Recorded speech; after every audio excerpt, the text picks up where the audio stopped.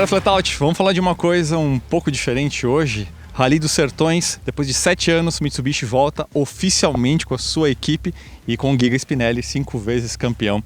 Vocês estão olhando aqui para a L200, que vai competir na categoria T1. E se você acha que é uma L200 convencional, se liga só no que tem embaixo do capô. Saca só.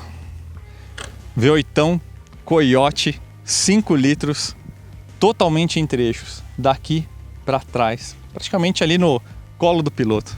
Sensacional. André é o chefe de equipe, chefe de engenharia aí da Spinelli Racing. Operação agora que está cuidando não só dos carros do museu, as experiências da Mitsubishi aqui também, em todo o complexo, campeonatos também, né? Gestão do autódromo Velocitar. Gestão do autódromo. A gente faz também toda a parte de gestão do campeonato da Mitsubishi, a Mitsubishi Cup. Então toda a parte de produção, toda a parte técnica, desenvolvimento, pós-venda dos carros de competição, é tudo com a Spinelli. A Spinelli é que faz tudo isso aí junto com a Mitsubishi. Vamos conhecer então os detalhes do que a gente tem aqui. Não é só o motor, tá? Na verdade, vocês estão olhando para uma coisa que é bem mais complexa do que isso, né? Mas já que a gente está falando do motor, vamos começar pelo Coyotão aí, né? Vamos lá. Por que a gente tem aqui um Coyote, não, por exemplo, um V6 do Pajero, como era nas versões anteriores, aquela super evolução e tudo mais? O que mudou no regulamento para se chegar a essa conclusão de que vale a pena usar um motor americano aspirado? Na verdade, o que entrega esse motor aqui, hoje a gente tem uma questão de usar os motores standard, né, na categoria. E aqui a gente tem um motor muito confiável. Nós estamos falando aqui no motor que a gente é restringido por categoria. Aqui você pode ver, tem um restritor de ar de 37 milímetros, isso. Então assim, não adianta também aumentar demais a capacidade volumétrica dos motores também, porque a gente é limitado por regulamento. Então você tem aí um Coyote que gira a quase 8.000, aqui original girando aqui a 6.400. Então a gente tem um motor com uma vida longa aqui para completar especiais e ser um motor confiável aí durante todo o percurso. A gente tem um airbox grandão aqui, aí esse restritor e vai pro coletor de admissão. Isso, aqui, né? A gente usa um airbox desse tamanho exatamente porque a gente tem uma restrição grande aqui. Tanto a gente tem um coletor de admissão ali maior, né?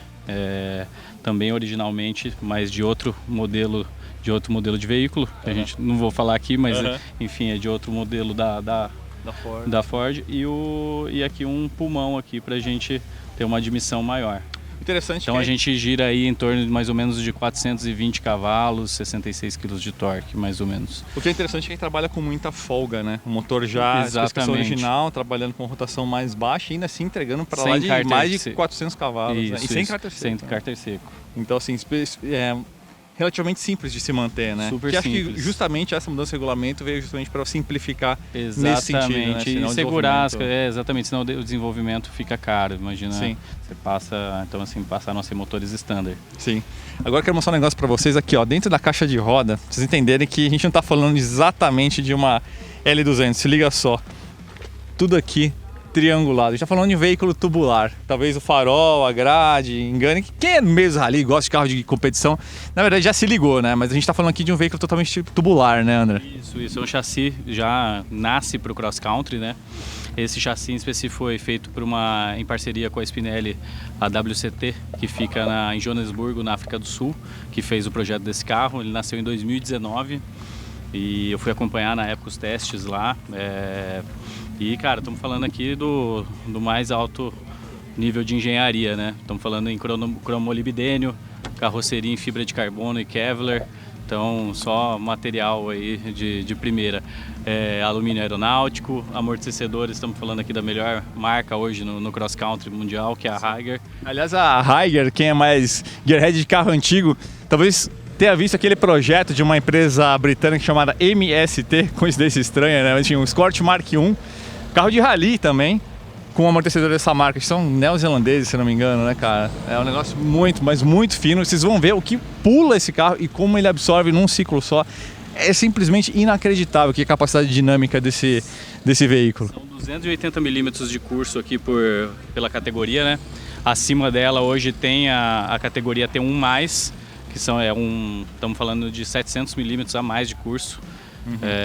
São 350. E a outra categoria aqui a gente tem 2.000 de bitola E lá a gente está falando em 2.300, 30 centímetros a mais, também faz uma grande diferença. Justamente uma categoria acima da T1, inclusive, né? Isso, é acima da T1. Cara, agora vamos entender um pouquinho melhor o que é o conceito desse veículo. Melhor ainda, vamos olhar ele por trás ali, que tem muita coisa. Acho que dá para entender até melhor o que é a complexidade desse veículo só olhando desse ângulo aqui. Chega aqui, né? Olha só, evidentemente tudo triangulado. Sempre que você vê um veículo tubular, ele tem essa forma justamente para poder distribuir melhor as cargas, né? Duplo A, vocês conseguem ver. Olha a bandeja desse carro aqui, cara. Olha a parede disso, cara. É mais do que uma longarina. É inacreditável. Olha a espessura disso. Isso aqui, ó, aqui embaixo Na verdade, onde a gente pode reduzir peso, aqui, ó.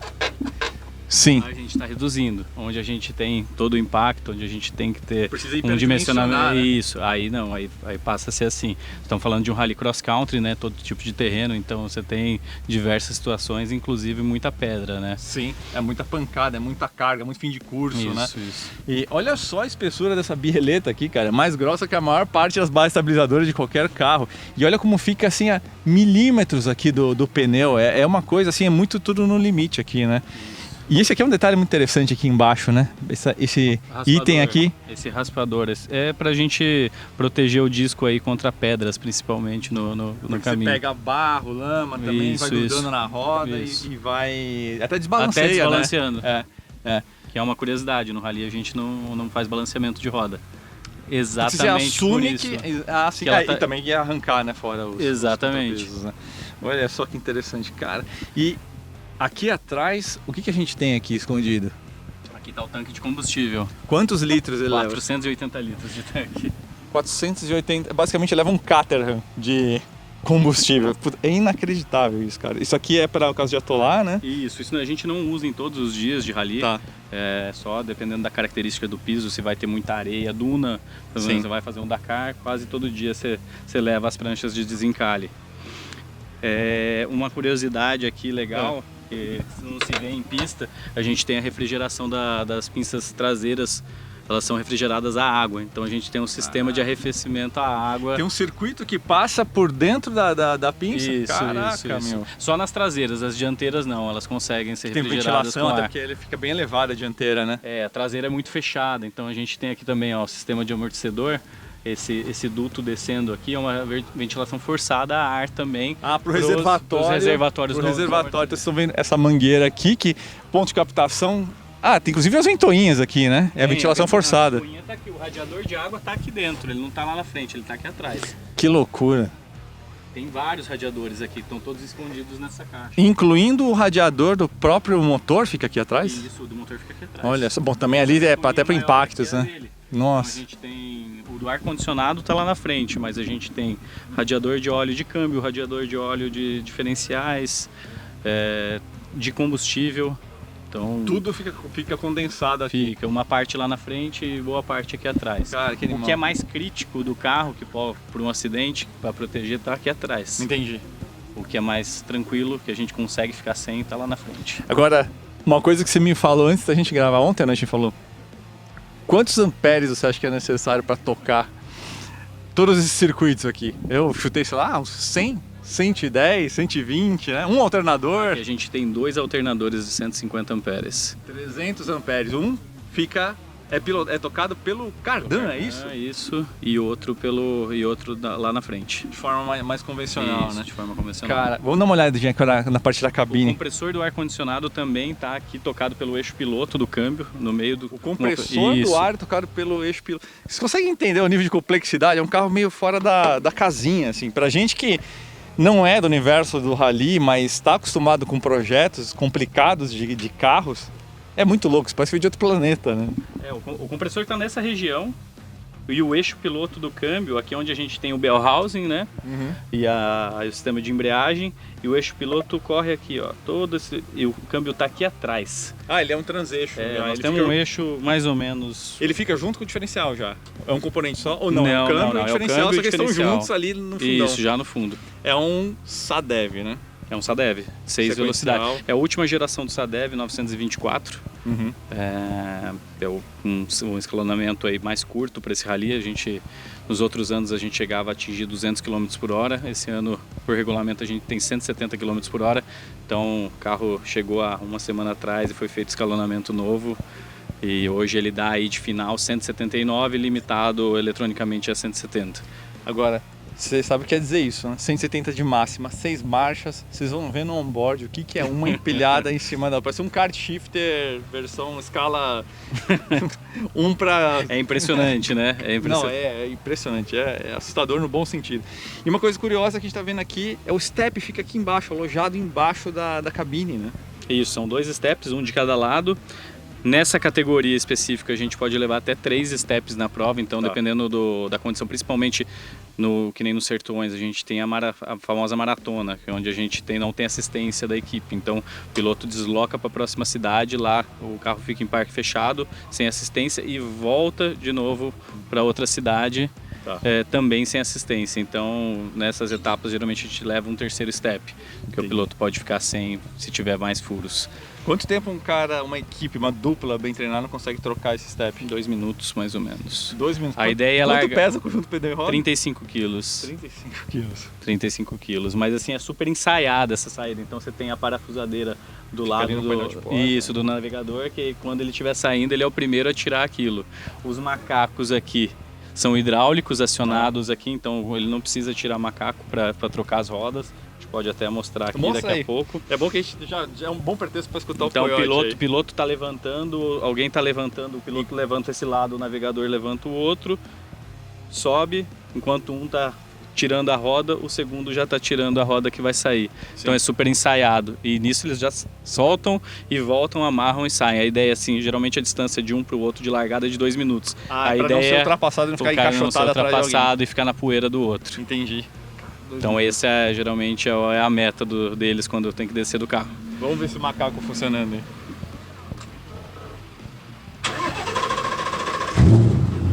Isso é música mecânica, né? Olha essa lenta.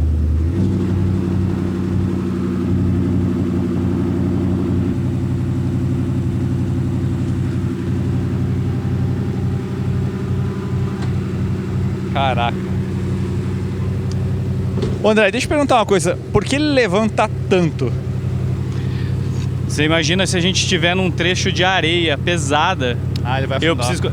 O pneu vai estar murcho, primeira coisa, né? E depois você tem a questão de areia, local que tá. Então você precisa de um pouquinho mais de altura. Cara, sensacional. Pode desligar e baixar ele.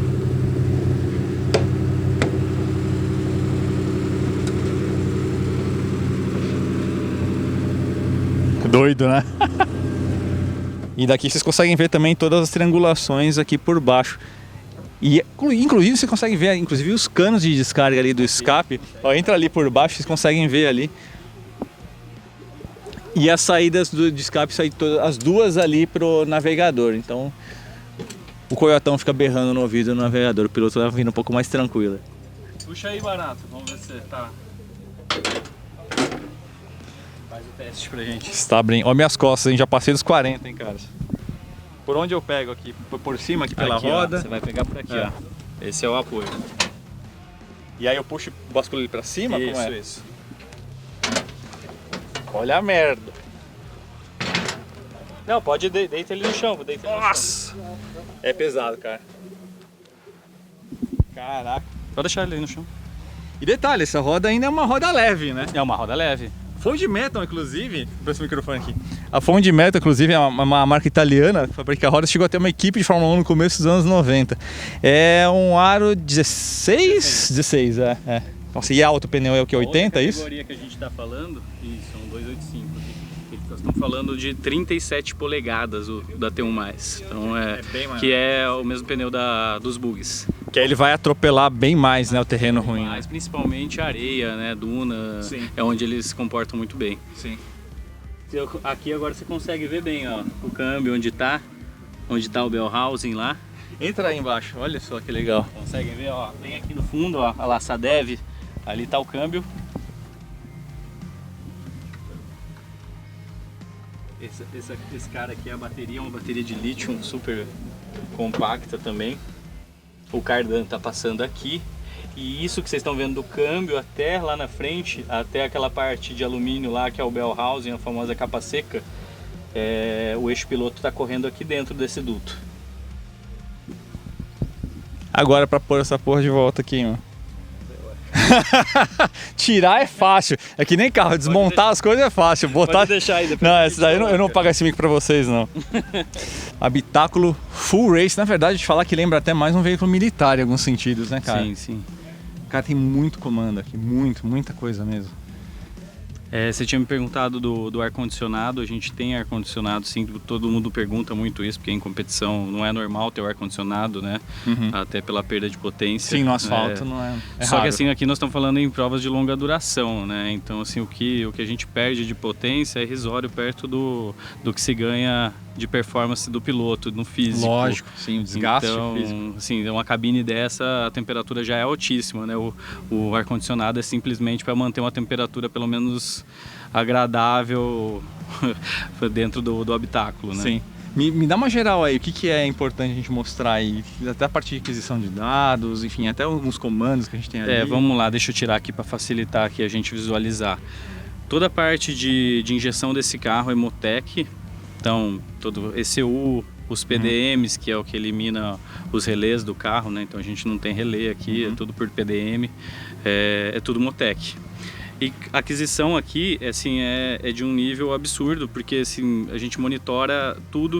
Nós estamos falando de uma prova de longa duração, de condições extremas, então assim, até desde a temperatura do amortecedor, que a gente consegue monitorar durante a prova, distribuição de freio na dianteira e na traseira, a gente pode mudar essa distribuição ao longo da corrida, mas aparece no painel para o piloto, até para ele conseguir ter referências. Enfim, temperatura de todos os líquidos do carro, temperatura de ar, o que a gente tem normal em um normal e o que a gente quer de informação, pressão no pedal de freio, embreagem, e o piloto consegue monitorar tudo lá. Geralmente o piloto só tem o que ele precisa aqui, né, no painel. Sim. Geralmente é rotação e marcha que ele tá.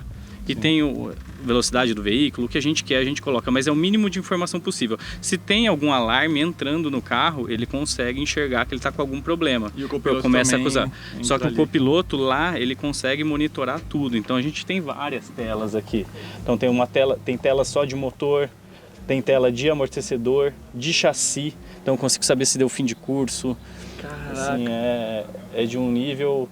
Inclusive consumo, né? A gente consegue até ter um nível de precisão de consumo de combustível bem grande, assim. A única diferença é que, assim, aqui, igual diferente da pista, que você tem a telemetria, muitas vezes consegue ter ao vivo, no rally a gente não pode ter isso, é proibido. Sim, e então também o dado é tão longe, adquirido, né? e não é transmitido. Isso, né? E aí quando chega no box, a gente vem com o computador e faz toda a parte de aquisição de dados do carro para poder monitorar o que aconteceu durante a especial. E seria quase como se fosse um esporte protótipozinho, né? Um tubular de competição de corrida de endurance, só que aqui pro fora de estrada. Agora que vocês vão ver é esse carro aqui na prática com o Guga Spinelli pilotando. Se liga só o que esse carro é capaz de fazer.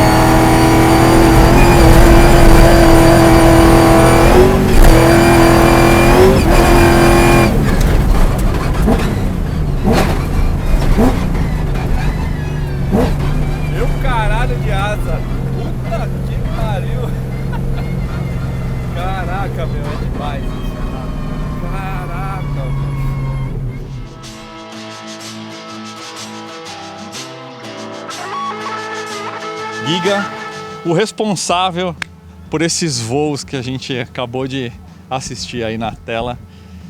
Eu tô acostumado com velocidade no asfalto, até já andei algumas coisas bem rápidas, mas aqui é um universo completamente diferente, é um tempo de bola completamente diferente, o jeito que eu rotaciono, o jeito de frear, o jeito de conduzir essa inércia toda. Salto, então, nem se fala, né, Giga? Puta que... Me fala um pouquinho sobre como que é, assim, você que tem experiência nos dois mundos, como que é esse jogo, nesse campo, vamos dizer assim, do rally, nessa área de velocidade? Eu acho que o rally é muito mais variado, né? A pilotagem, a técnica de pilotagem no rally, ela te exige o controle do carro em todas as situações, né? A gente andou aqui, por exemplo, num trecho que começava num asfalto, lógico que é um asfalto, uma estradinha de asfalto de fazenda, sujo, né? Então um asfalto com pouca aderência. Depois a gente entrava num sinuosinho ali no meio de uma mata, né? Mais travadinho, com buracos e tal, e depois ia para trechos mais largos, mais rápidos, que chegamos até em velocidade final em alguns trechos. Então acho que o rally, acho que o grande diferencial do automobilismo da terra, do rally, em relação ao de circuito, é justamente essa variedade de situação que você encontra, e então a necessidade que você tem de saber andar rápido e preservar o equipamento, né, obviamente, em todas as situações. Então tem muito mais transferência de peso, né, o curso de suspensão é maior, então quando você freia você sente que o peso transfere mais para frente, a traseira fica mais leve, ajuda a posicionar na entrada de curva. Tem também o roll lateral do carro, né, em situações que você está apoiado fazendo a curva, o carro rola muito mais do que um carro de asfalto que é mais baixinho, né, com custo de suspensão menor. Esse movimento também da suspensão para estar com o pneu no chão tracionando, né, voar o mínimo possível, estar com contato com o solo o máximo possível. A necessidade de entendimento da aderência, né, de olhar para o piso e entender se ali tem mais ou menos aderência, que varia muito, né, às vezes em poucos quilômetros você tem diferentes situações, né, de gripe mesmo do solo.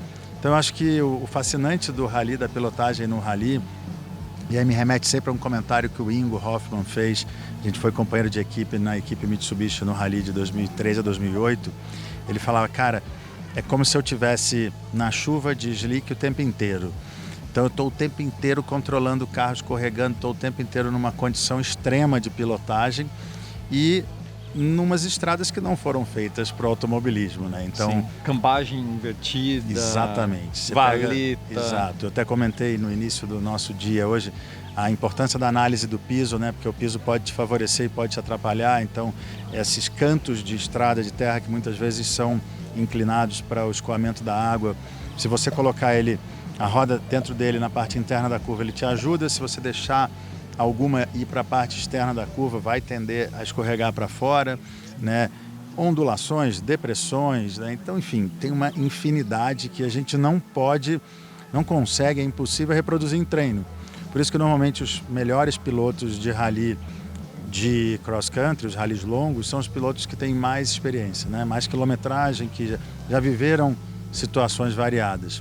Então, assim, poderia ficar aqui falando o teu programa inteiro sobre essa questão da pilotagem no rally, não só porque eu gosto, mas porque realmente tem muita variável, muito complexo. Uma coisa que eu percebi que é bem diferente do asfalto é essa coisa do trail braking, que quase não tem, né, no rally, pelo menos nesse tipo de piso, né? No asfalto você conduz a frenagem até o ponto de tangência, né? Quase vira uma coisa quase fluida.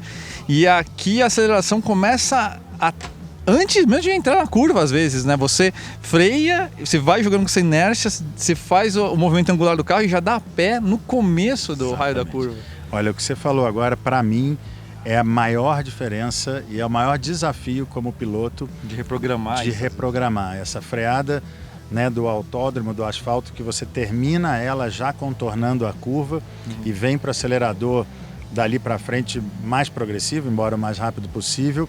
E no rally você precisa frear, posicionar o carro antes da curva e tentar já começar a curva, né, com bastante tração, né, para essa força motriz ser transferida para o chão e o pouco grip que tem na terra, né, a força centrífuga não ser a que prevalece. Então, esse chip de freia, posiciona, gira e acelera antes, né, para o freio agressivo, vem tirando o freio, contornando o início da curva, é o maior desafio que eu vejo normalmente quando o piloto de pista vem para o rally e vice-versa.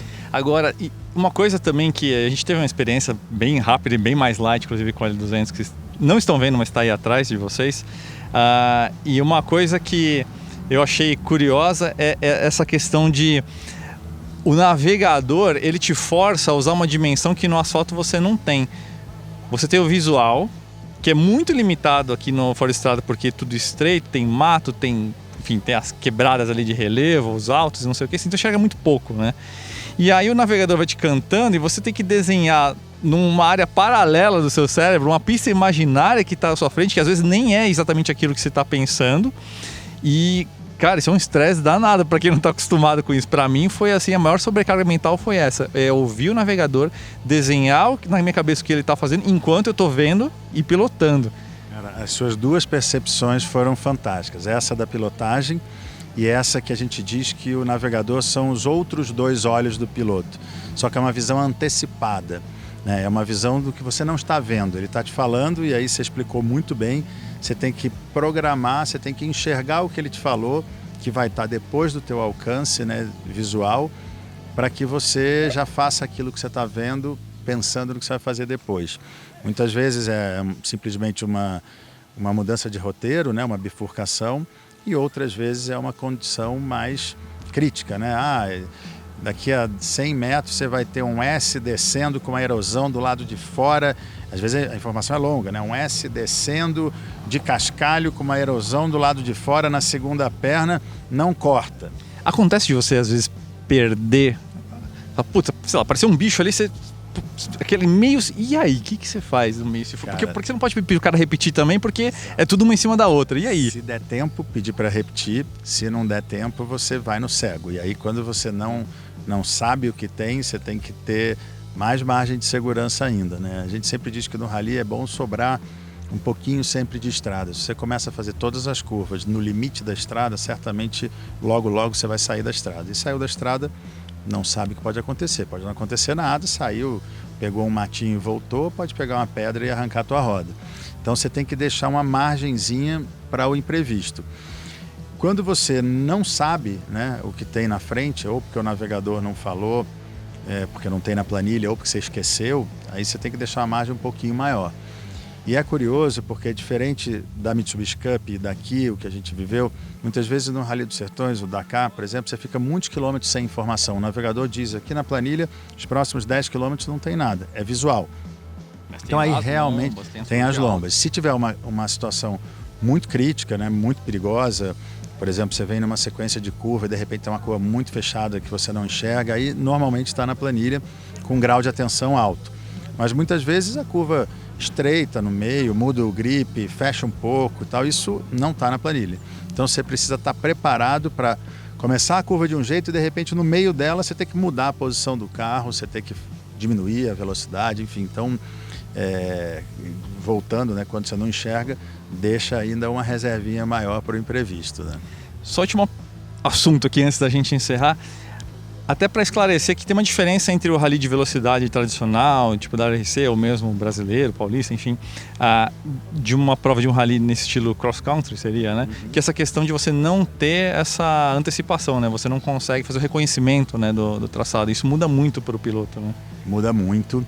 O rally de velocidade você passa na estrada antes do rally acontecer, não é com carro de corrida e não é na velocidade da corrida. Você passa com a estrada aberta, trânsito normal, com um carro de rua e com velocidade limitada, justamente porque é perigoso. Mas você consegue fazer as anotações bem precisas da estrada, né? E aí a anotação é a cada curva, a cada reta, de tudo, né? Do que tem no escape, da largura da estrada, da aderência, enfim, do ângulo da curva, se tem salto, se não tem. Então, quando você vai para a corrida, você tem muita informação da estrada. Aí sim, você busca o limite de tudo que você tem disponível na estrada. Embora você não simule antes, como num autódromo, aquela volta com um carro de corrida com a velocidade plena da corrida. Mas, com experiência, piloto navegador, a dupla consegue visualizar o que vai acontecer com o carro de corrida na estrada. O Rally Cross Country, não. O Rally Cross Country é uma estrada desconhecida, as únicas informações que você tem sobre ela é o que está na planilha. Que é entregue? Que é entregue hoje em dia praticamente na hora da largada. Então o navegador antigamente até ele tinha tempo para estudar a planilha e fazer anotações complementares dele. Hoje não, ele recebe a planilha pronta, com marcações de cores e sinalizando as coisas mais importantes da planilha, mas ele não tem esse estudo. Então tanto a estrada quanto a planilha são novidades, né? Então realmente é muito mais no imprevisto e no improviso a pilotagem. Na Mitsubishi Cup a gente mistura um pouco. A gente tem a primeira prova nessa condição do cross country, ninguém conhece, né? Com a planilha entregue logo na hora da largada.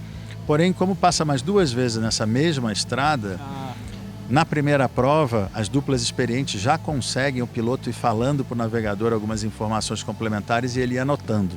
Então a segunda prova e a terceira prova no mesmo trecho já vira um pouco o rally de velocidade.